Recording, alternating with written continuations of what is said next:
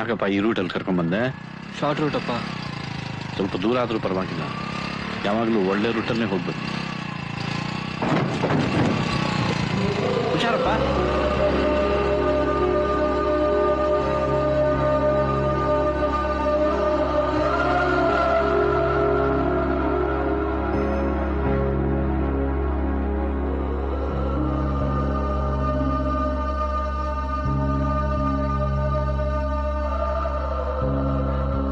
ಯಾಕಪ್ಪ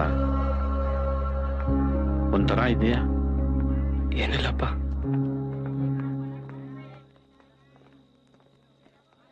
ಏನಾದ್ರೂ ಹೇಳ್ಬೇಕು ಅಂತಿದ್ರೆ ಹೇಳಪ್ಪ.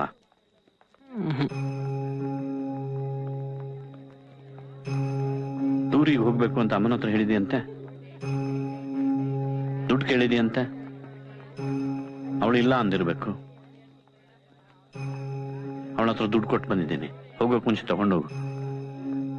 ದೇವರನ್ನು ಯಾರೂ ನೋಡಿಲ್ಲ ಬಾಲು, ಆದ್ರೆ ಆ ದೇವರು ತಾಯಿ ರೂಪದಲ್ಲಿ ಪ್ರತಿಯೊಬ್ಬ ಮನುಷ್ಯನ ಜೊತೆ ಬಂದಿರ್ತಾನಂತೆ. ಅದು ಎಷ್ಟು ಸತ್ಯ ಅಂತ ನಿಮ್ಮ ತಾಯಿ ನೋಡಿದಾಗ ಅನ್ಸಲ್ಲ?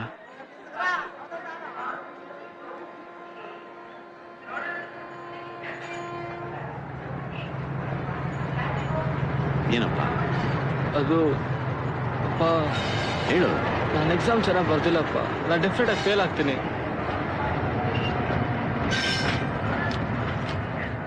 ನಾನು ಪಾಸ್ ಆಗ್ತೀನಿ ಅಂತ ನೀನು ನನ್ನ ಮೇಲೆ ಅದೆಷ್ಟೇ ನಂಬಿಕೆ ಇಟ್ಕೊಂಡಿದ್ದೆ, ಆದ್ರೆ ಆ ನಂಬಿಕೆಗೆ ನಾನು ಮೋಸ ಮಾಡ್ಬಿಟ್ಟೆಪ್ಪ. ಅಪ್ಪ ಈ ವಾಚ್ ನನಗೆ ಬೇಡ, ನಿನ್ನ ಹತ್ರನೇ. ಯಾಕೋ? ಇಲ್ಲಪ್ಪ ನನಗೆ ಬೇಡ. ನೀನ್ ಕಟ್ಕೊಳ್ಳೋ ಪ್ಲೀಸ್ ಅಪ್ಪ, ಪ್ಲೀಸ್ ನನಗೆ ಬೇಡ. ಬಾಲು, ನೀನು ಪಾಸ್ ಆದ್ರೇನು ಫೇಲ್ ಆದ್ರೇನು ನೀನು ನನ್ನ ಮಗನೇ ಕಣಪ್ಪ. ನೀನು ಅವತ್ತು ಅಮ್ಮನಿಗೆ ಏನಂದೆ? ನಾನು ಕಾರ್ ತಗೋತೀನಿ, ನಿನ್ನನ್ನು ಕೂರಿಸ್ಕೊಂಡು ಹೋಗ್ತೀನಿ ಅಂತಂದೆ. ನೀನ್ ತಗೋತೀಯ, ನನ್ಗೆ ಗೊತ್ತು. ನೀನ್ ಚೆನ್ನಾಗಿ ಓದ್ತೀಯ, ದೊಡ್ಡ ವ್ಯಕ್ತಿ ಆಗ್ತೀಯ. ನೋಡು, ಇದನ್ನ ಕಟ್ಕೋ. ಇಲ್ಲ ಅಂದ್ಬೇಡ. ನೀನು ಟೂರ್ ಮುಗಿಸ್ಕೊಂಡ್ ಬಾ. ನಾನೇನು ಹೊರಡ್ತೀನಿ. ಬಾಯ್.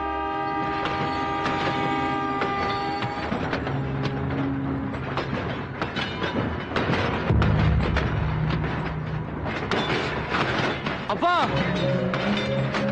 ಅಪ್ಪ ಅಪ್ಪ ತಗೊಳಪ್ಪ, ಈ ವಾಚ್ ನನಗೆ ಬೇಡ. ಯೋಗ್ಯತೆ ನನಗಿಲ್ಲಪ್ಪ. ಪ್ಲೀಸ್ ನನಗೆ ಬೇಡ. ಪ್ಲೀಸ್ ತಗೊಳಪ್ಪ, ಪ್ಲೀಸ್ ನೀನೇ ಇಟ್ಕೋ. ಬಾಲು, ನನ್ನ ಮಾತು ಕೇಳು. ಬೇಡ ಬೇಡ, ನೀನೇ ಇಟ್ಕೋ ಪ್ಲೀಸ್. ಬಾಲು, ವಾಚ್ ಬೇಡಪ್ಪ, ನಿನ್ನ ಹೇಳು.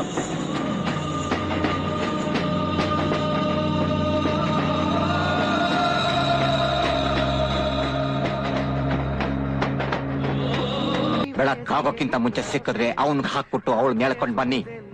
ಬೆಳಕಾದ್ಮೇಲೆ ಸಿಕ್ಕಿದ್ರೆ ಬಿಟ್ಬಿಡಿ. ನಂಗೆ ಅವಳು ಬೇಡದೆ ಬೇಡ, ತಲೆ ತೊಳ್ಕೊಂಡ್ ಬಿಡ್ತೇನೆ.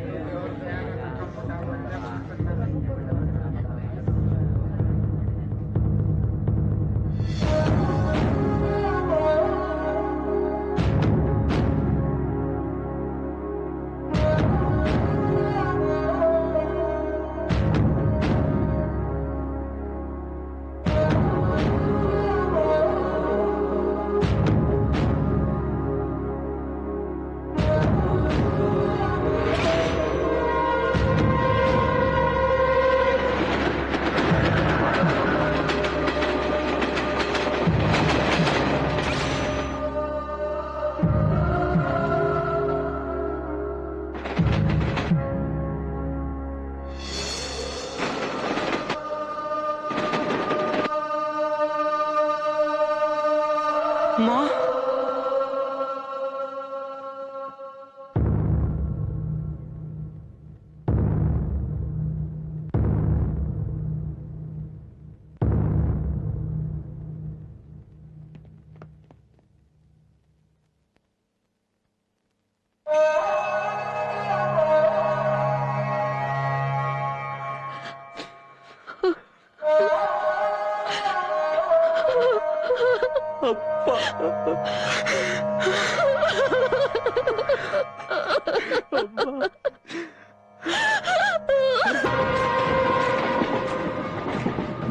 ಕಾಲ ಅನ್ನೋದು ಪ್ರತಿಯೊಬ್ಬ ವ್ಯಕ್ತಿಗೂ ಒಂದೊಂದು ರೀತಿಯ ಅನುಭವ ತಂದುಕೊಡುತ್ತೆ ಅನ್ನೋದು ಸತ್ಯ. ಅವ್ರು ಹೋದ ನಂತರ ನಾನ್ ನನ್ನ ಮಗನ್ನ ನೋಡ್ತಾ ನೋಡ್ತಾ ದುಃಖನ ಮರಿತಾ ಇದ್ದೆ. ನನ್ನ ಮಗನಿಗೂ ಜವಾಬ್ದಾರಿ ಅತಿ ಆಯ್ತು. 4 ವರ್ಷ. ಅವನಿಗೆ ತಾಯಿನೇ ಪ್ರಪಂಚ, ನನಗೆ ನನ್ನ ಮಗನೇ ಪ್ರಪಂಚ. ಅವನು ಕೂಡ ತುಂಬಾ ಬದಲಾಗಿದ್ದ. ನನಗೆ ಪತ್ರ ಬರೆಯೋ ಅಭ್ಯಾಸ ಮಾಡ್ಕೊಂಡಿದ್ದ. ಅವನು ಬರೆದ ಪತ್ರಗಳನ್ನು ಓದ್ತಾ ಇದ್ರೆ ನನಗದೆಷ್ಟು ಸಂತೋಷ ಆಗ್ತಿತ್ತು ಅಂದ್ರೆ, ಇಂಥ ಮಗನಿಗೆ ನಾನು ಮತ್ತೆ ಮತ್ತೆ ತಾಯಿಯಾಗಿ ಹುಟ್ತಾ ಇರಬೇಕು ಅನ್ನಿಸ್ತಾ ಇತ್ತು.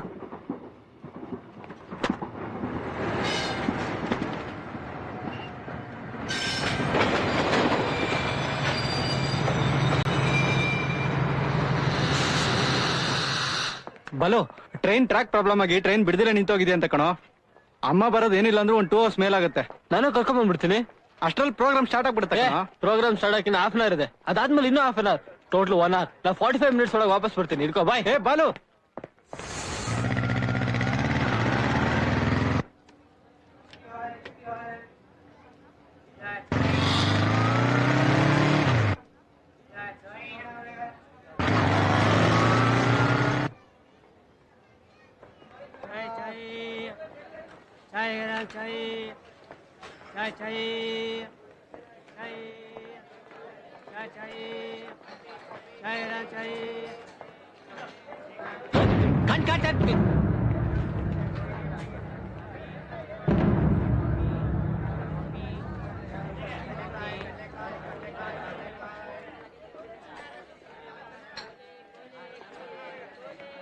ಹೇಗಿದೀಯ? ಚೆನ್ನಾಗಿದ್ದೀನಿ ಅಂಕಲ್. ಏನ್ ಮಾಡ್ಕೊಂಡಿದ್ದೀಯ? ಇಂಜಿನಿಯರಿಂಗ್ ಕಂಪ್ಲೀಟ್ ಮಾಡ್ಕೊಂಡೆ ಪಾರ್ಟ್ ಟೈಮ್ ಜಾಬ್ ಮಾಡ್ತಾ ಇದ್ದೀನಿ. ಇವತ್ತು ಡಿಗ್ರಿ ತಗೊಂತಾ ಇದ್ದೀನಿ. ಅಮ್ಮ ಊರಿಗೆ ಬರ್ತಿದ್ದಾಳೆ, ಕರ್ಕೊಂಡು ಹೋಗೋಣ ಅಂತ ಬಂದೆ.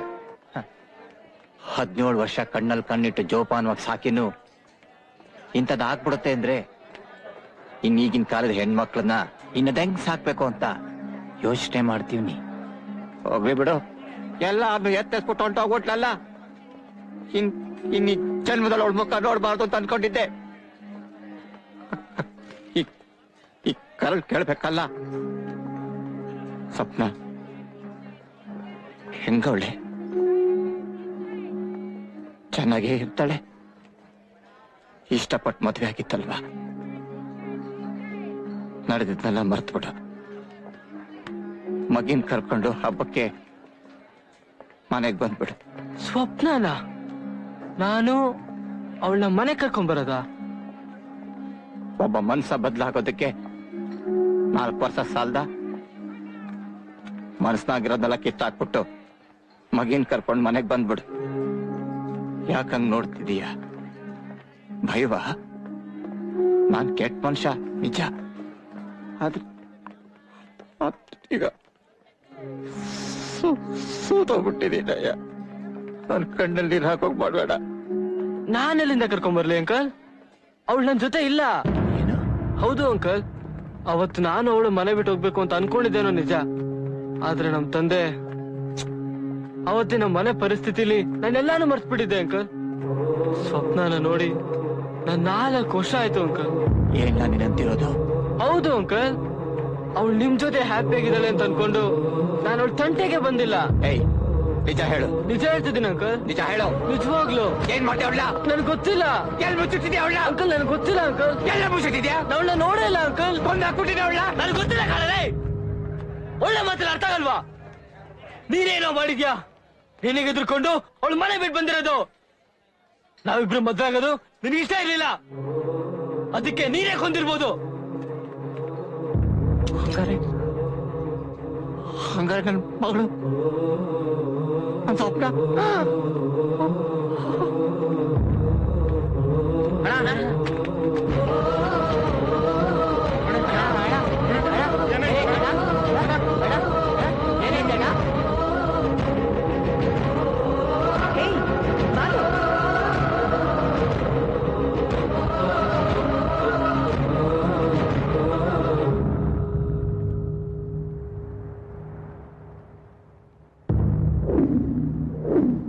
ಭೂಮಿ ಮೇಲೆ ಬೆಳೆಯೋ ಪ್ರತಿಯೊಂದು ಗಿಡಗಳು ಹೂ ಬಿಡ್ತವೆ, ಆದ್ರೆ ಎಲ್ಲಾ ಹೂಗಳು ಪೂಜೆಗೆ ಯೋಗ್ಯವಲ್ಲ. ಅದೇ ರೀತಿ ಓದಕ್ ಬರೋ ಎಲ್ಲಾ ವಿದ್ಯಾರ್ಥಿಗಳು ಪದವೀಧರರಾಗೋದಿಲ್ಲ. ಆದ್ರೆ ಕೆಲವರು ಮಧ್ಯದಲ್ಲೇ ದಾರಿ ತಪ್ತಾರೆ. ಈ ರೀತಿ ದಾರಿ ತಪ್ಪೋರ್ಗೆ ನಮ್ ಬಾಲುನೇ ಸ್ಫೂರ್ತಿ. ತನ್ನ ತಪ್ಪಿನ ಅರಿವಾಗಿ ಮತ್ತೆ ಕಷ್ಟಪಟ್ಟು ಓದಿ ಇವತ್ ಪದವಿ ಪಡಿತಾ ಇದ್ದಾನೆ. ಇವನ ಹೆತ್ತವರು ನಿಜಕ್ಕೂ ಗ್ರೇಟ್.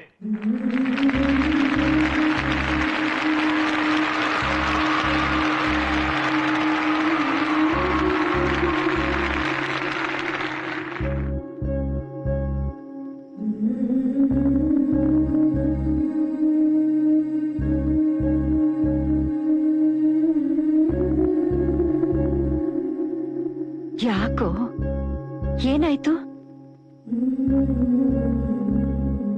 ಯಾಕಮ್ಮ ಹೀಗಾಯ್ತು? ಅಪ್ಪ ಬಯಸಿದ್ದನ್ನ ನಾ ಪೂರೈಸ್ಬಿಟ್ಟೆ, ನಾನ್ ಬಯಸಿದ್ದನ್ನ ಕೈ ಚೆಲ್ಬಿಟ್ಟೆ. ಸ್ವಪ್ನ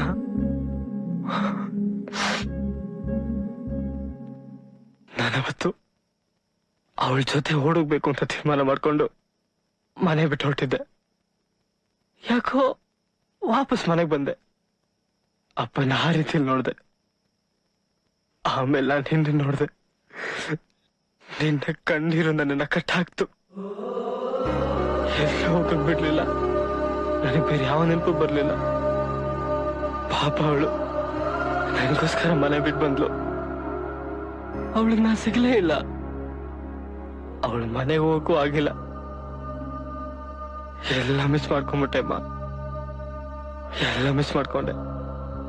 ಅವಳಿಗೆ ಏನಾಗಿರ್ತಾಳೋ ಏನೋ. ಆರಂಭದಲ್ಲಿ 2 ದಿನ ನಾನು ಅವಳಿಂದ ದೂರ ಇದ್ದೆ. ಆ 2 ದಿನ ನಾನು ಅವಳನ್ನ ಎಷ್ಟು ಸಲ ಜ್ಞಾಪಿಸ್ಕೊಂಡೆ ಅಂತ ಬುಕ್ಕಲ್ಲಿ ಬರ್ತಿದ್ದೆ. ಅದು ಲವ್ ಅಟ್ರಾಕ್ಷನ್ ಗೊತ್ತಿರ್ಲಿಲ್ಲ. ಆದ್ರೆ ಇವತ್ತು ಅಳ್ಬೇಡ ಕಣೋ. ನನ್ ಕಣ್ಣೀರು ನಿನ್ ಪ್ರೀತಿನೇ ತ್ಯಾಗ ಮಾಡ್ಸಿರ್ಬೇಕಾದ್ರೆ ನನ್ನ ಮಗನ್ ಕಣ್ಣೀರಿಗೆ ಬೆಲೆ ಇಲ್ವೇನಪ್ಪ? ಮಾ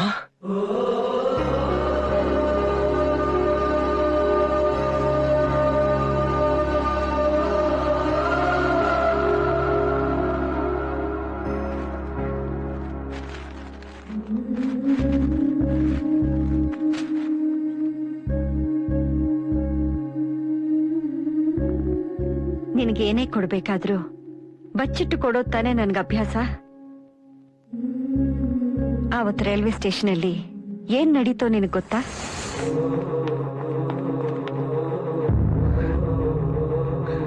ಅವಳ ಅದೃಷ್ಟ ಚೆನ್ನಾಗಿತ್ತು, ಲೆಕ್ಚರರ್ ಕೈಗೆ ಸಿಕ್ಕಿದ್ಲು.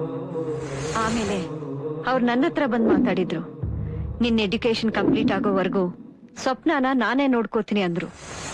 ನನಗೂ ಅದೇ ಸರಿ ಅಂತ ಅನ್ನಿಸ್ತು. 4 ವರ್ಷ ಗ್ಯಾರಂಟಿ ಕೊಡ್ತೀರಾ ಅಂತ ನಿಮ್ ಲೆಕ್ಚರರ್ನ ಕೇಳಿದ್ಯಂತಲ್ಲ, ಅಲ್ಲಿ ನೋಡು.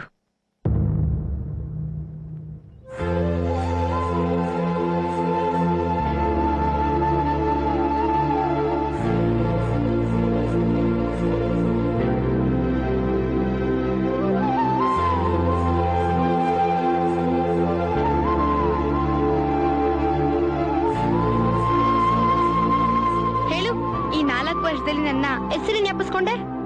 ಹಾ, ಜ್ಞಾಪಿಸ್ಕೊಂಡೇ ಇಲ್ವಾ? ಮರ್ತಿದ್ರೆ ತಾನೇ ಜ್ಞಾಪಿಸ್ಕೊಳಕ್ಕೆ.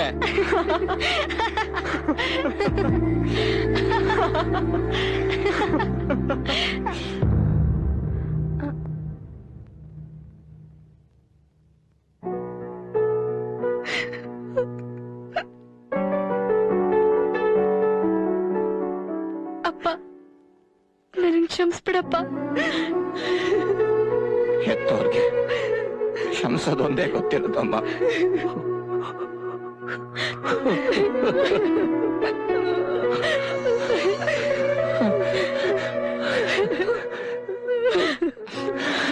ಸಾಕು, ನನ್ ಸೊಸೆನ ಜಾಸ್ತಿ ಅಳಿಸ್ಬೇಡಿ.